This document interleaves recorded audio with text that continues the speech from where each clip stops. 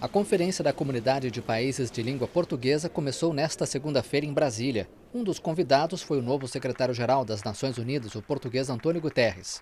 Como futuro secretário-geral das Nações Unidas, é para mim muito gratificante poder contar com a CPLP como aliada fundamental nessa luta pela paz e pela segurança que hoje, infelizmente, em tantas partes do mundo parece comprometida. Precisamos de uma diplomacia com os pés no chão, mas com sede de mudança. Esta deve ser a tônica, pensamos nós, daquilo que devemos nós, todos os países da CPLP, fazer.